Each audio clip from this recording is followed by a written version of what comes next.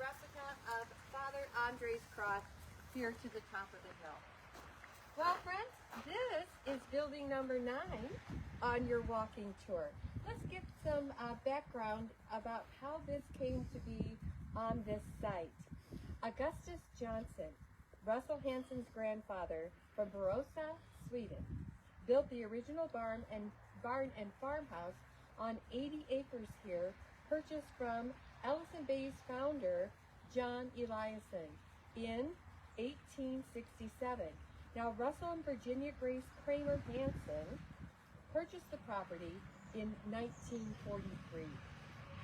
The original barn, granary, chicken coop, and old outhouse were lost to a fire here August 2nd in 1959. Virginia said, "Our oldest historical buildings were gone forever. So much was lost. However, our house was saved." But the old barn foundation went on to support another iconic structure, the one that you see right here. One of our most visited buildings on the Liberty Grove Historical Society grounds is the Log House Museum. This landmark served as the first German Lutheran church in Ellison Bay. John Eliason built the church to please his wife, Carolyn Topp Eliason, who he married in 1867. She insisted on hearing services in her native language, being from the German settlement. Now, at that time, she would have had to travel 8 miles on roads that weren't as nice as we have now to get to the Evangelical Lutheran Church at Highway 57 and Q. Now, this was originally dedicated as a church in 1882. It stood next to the Hillside Supper Club, which is now the Hugo House. John's generous efforts to please his wife were not enough to sustain the marriage. They divorced in 1886.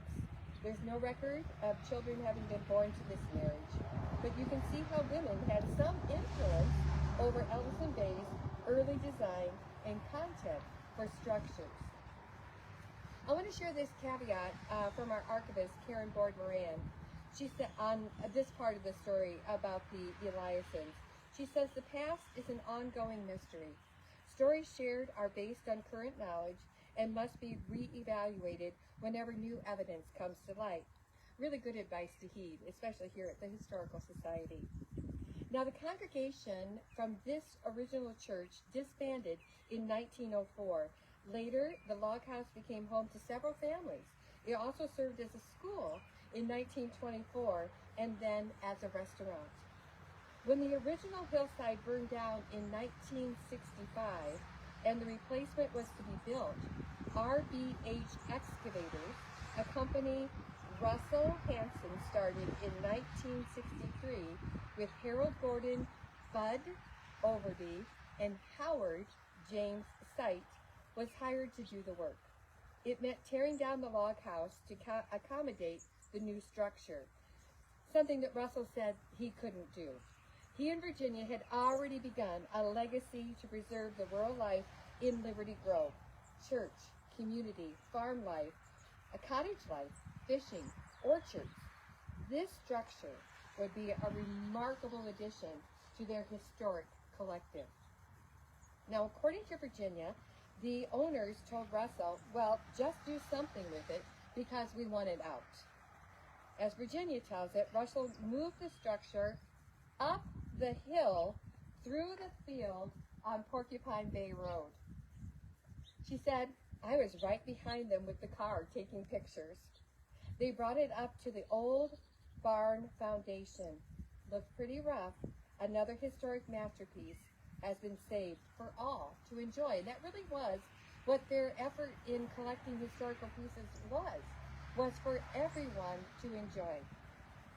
Now, a new barn replaced the old one, which is a big white barn that we have over just south of here. Russell and his uncles took timber from Rowley's Bay to build that beautiful structure. The Hansens raised and sold Shetland ponies, as many as 35 at one time, while their children ran Hansens pony rides near the gift shop during the early 1950s, just across the road where GODC is located. Now, a new porch was added to the log building in 1972, and a back room was added in the 1980s when it was used as a gift shop when the Grand View Hotel, which would have been just over here to the west, was built. It was from 1982 until 2006. It was torn down to build the North Block condominiums. The Russell and Virginia Hanson property was sold to LGHS on June 16, 2003. And about 2004, the log building became LGHS's Log House Museum. To learn more about Russell, Virginia, I want you to visit a Pulse article. I actually wrote that one. It's a two-piece series called Virginia Hanson, A View from the Top of the Hill. And it was written in February of 2001. Something else we want to show you, so come on up to the porch.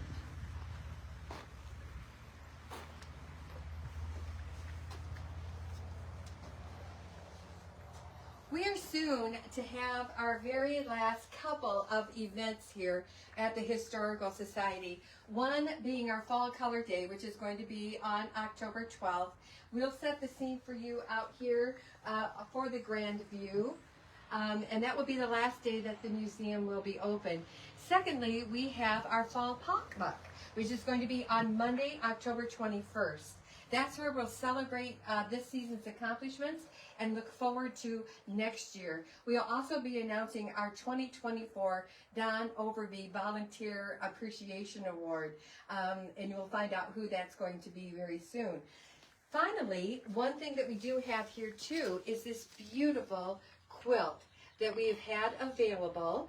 Tickets are $5 each or 3 for $10, and we will be awarding this quilt at that potluck on the 21st. If you are interested in purchasing tickets for a chance to win this beautiful handmade quilt, you can contact Liberty Grove History at gmail.com. That would be our email address. Again, the winner will be drawn at our Fall Potluck on October 21st, Liberty Grove Town Hall at 6 o'clock. We hope that you'll join us then. Well, friends, that's all I wanted to share with you about the Log House Museum and how it came to be here. Our next visit may be inside the museum, where we'll share some of our precious collection with you. Until then, we wish you a beautiful fall. Come and see us soon.